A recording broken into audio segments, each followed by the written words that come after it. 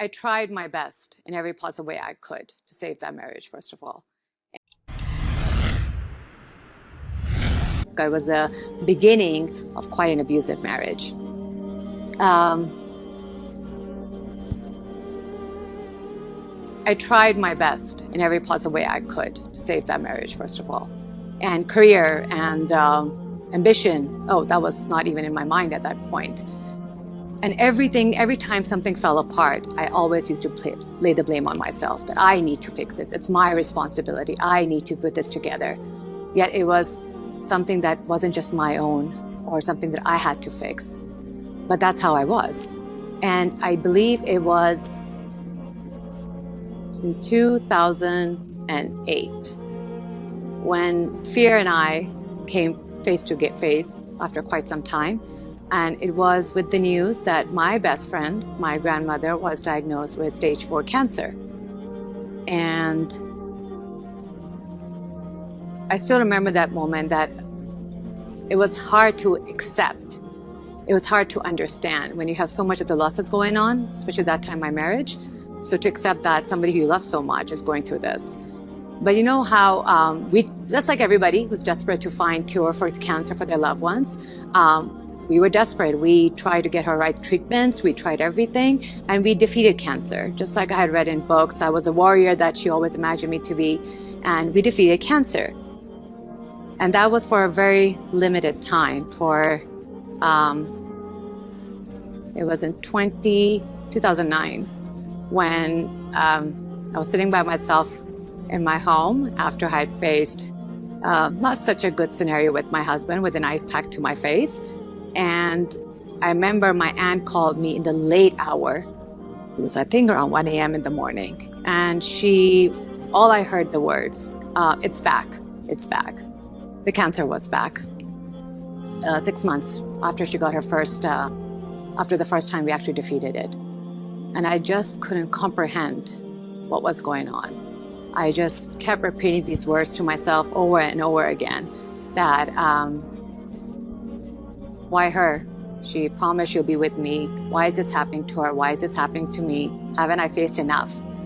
And I still remember the last time when I spoke to her, she said something to me quite profounding, which I still look and go like, I don't know how or where she knew that from. She said that if God took something from you that you never imagined losing, it's because something so much better for you that you never imagined having. It was the very next day at 5:11 a.m., the cancer won and took my best friend away from me, the great Surya Yunus. We talk about mental health. We talk about suicidal thoughts, depression, clinical depression. This woman right here faced through all of that, including suicide thoughts. And I'm not ashamed to say it out loud. But I had choices. Either I could let that darkness consume me completely, or I would do something about it. And I'm so glad I chose the latter. So in order to do something about it, and in order to save my marriage that was completely falling apart, in 2010, my husband and I, we at that time were called to this fascinating country, a country that was foreign to us at this language, and that's the United States.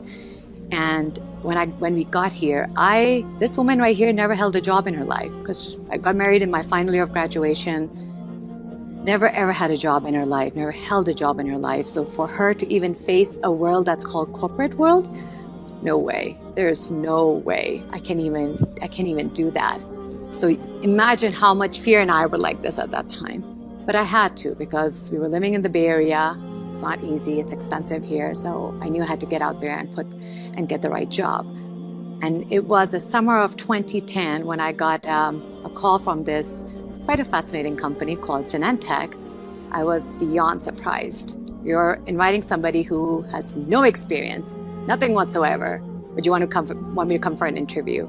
Okay. And at that time, I think they had a campus building in Redwood City. It's no longer there anymore, unfortunately.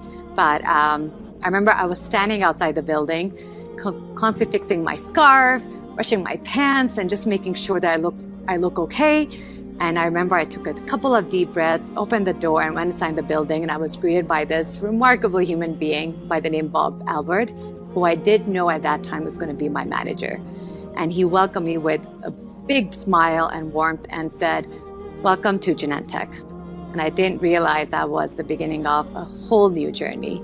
Because after that, honestly speaking, the way I grew and evolved and was surrounded by people who uplifted me up, emboldened me enough, empowered me enough to walk away from marriage that was never meant to be saved. After that, I swear I thought this was it. I've conquered all my fears. I have empowered myself. Yay, this is it. But little did I know that life had other plans for me. Life always is mystery, right? And it has always other plans for you. And this time, you all might remember this time as well. Remember 2016, when this entire country was shaken by a growing hostile political movement and rise of anti-migration. And this time, my safety and my family's safety, people like me and their safety, was getting questioned. My identity, how I appeared, was turning into shame. I was ashamed of being seen as a Muslim. I was ashamed of showing up and at work and being seen as a Muslim, even though that environment there was far from what I had imagined. The openness, the warmth, the welcome, the acceptance, I always felt there. But there's a psychological thing in your mind, right? You start questioning yourself, your being, my identity, my customs. Everything was just turning into shame. I started standing behind folks at the train station because I was just so afraid some psychotic person or lunatic would just push me in front of it. And that's because those were the scenarios I was getting to hear across the globe. And I remember it was such a heartbreaking conversation with my mother, who wanted nothing more than the well-being of her daughters and the safety of their daughters, when she was honestly being very open that we do not wear what we call it's our headscarf, just for that we can be safe and we won't be seen as Muslims. And that was the first time that I really just paused and questioned myself, why am I ashamed of who I am?